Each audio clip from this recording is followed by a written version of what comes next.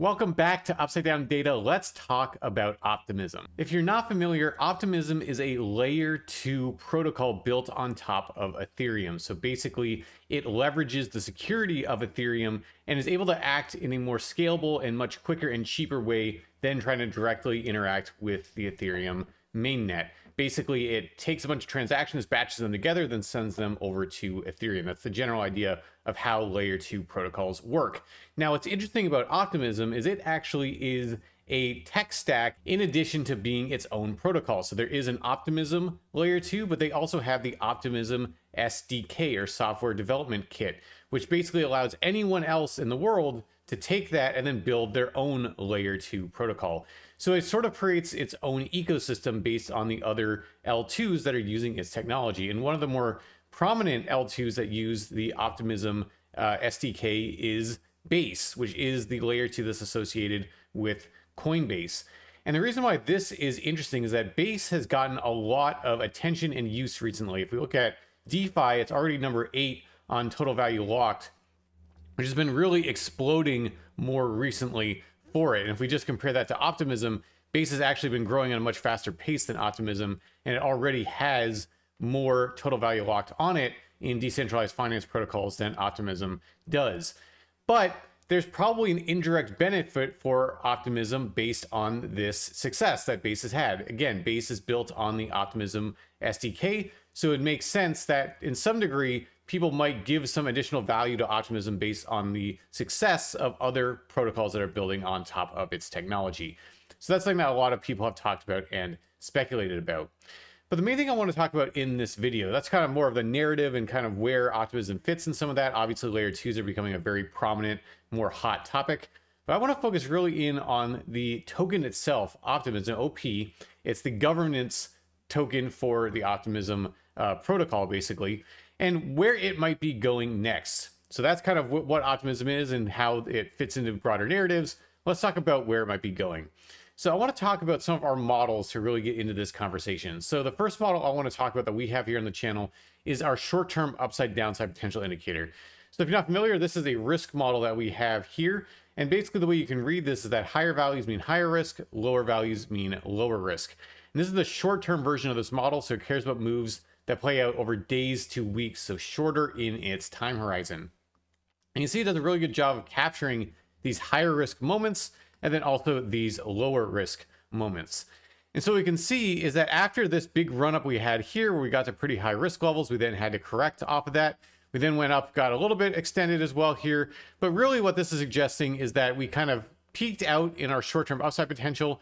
Even though we push a little bit higher here, we need more time to consolidate. And so as you see short-term risk cool off, that's what we're basically seeing, that as Optimism has consolidated here, more or less chopped around sideways, that has allowed for short-term risk to cool off.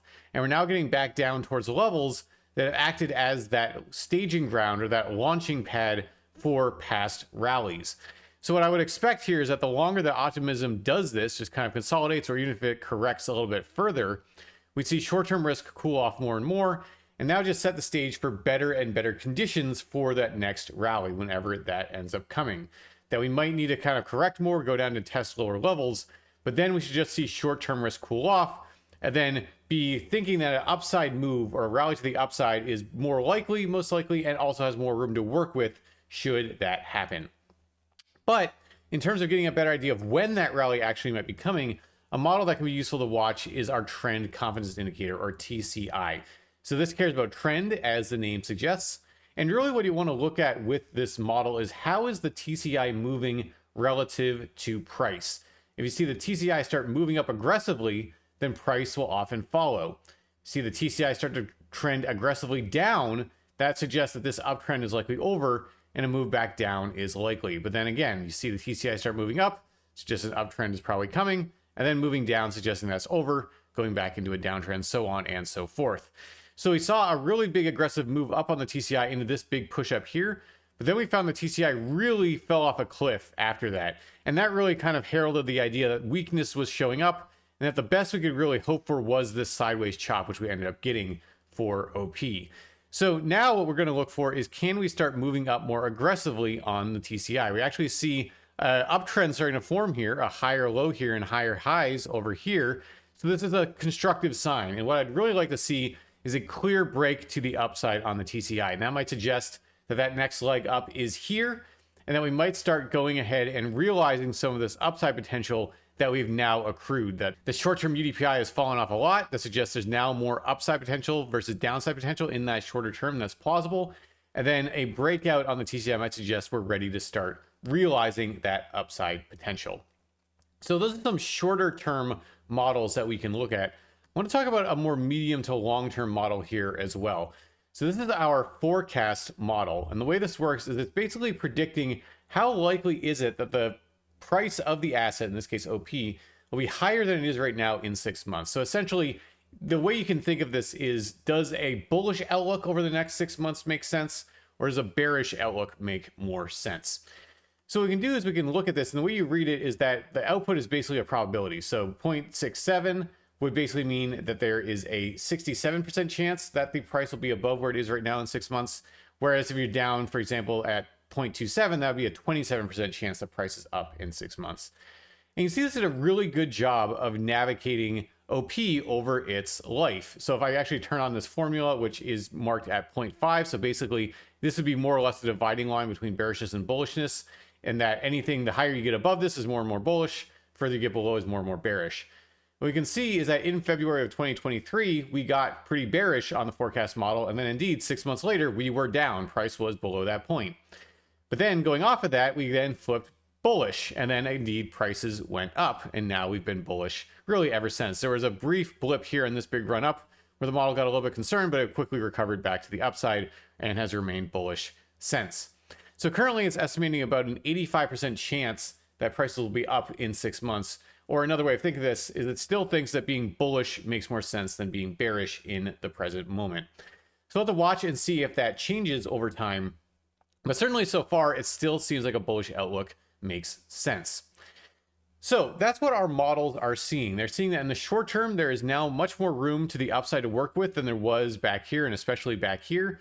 And if we see the TCI confirm that, it might suggest some upside movement is likely. And it still seems like in the medium to long term, remaining bullish makes sense.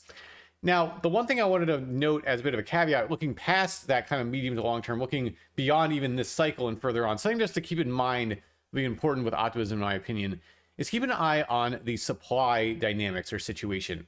So something that's very normal for new crypto projects is that they have not all of their tokens in circulation just yet. There's an unlock schedule that's going to happen, and not all of them are out yet. And what that means is that anyone buying, in this case OP now, there's dilution that they have to worry about in the future. There's going to be more and more OP released into the market, which could have a downward effect on price. Again, price is supply and demand. If there's more supply, that means you now need more demand to offset that new supply to keep price at the same point. So I've already seen a pretty large increase in the amount of OP that are circulating in the supply. You know, we started all the way down at about a little over 200 million. We're now up at 1 billion. And one thing that's going to be important to keep an eye on is that we only have about 23% of the circulating supply out there right now. There's quite a bit more that's going to be released before all is said and done for OP. So that's where, when we're looking beyond this bull market, one thing that tends to happen is that in bull markets, you can offset that increase in supply just because speculation can get so strong. There's a really quick, acute influx of demand that can really outstrip any amount of supply that's being released. But once you get beyond that kind of speculative mania, and especially when you go into the next bear market, that's where these things can really come home to roost.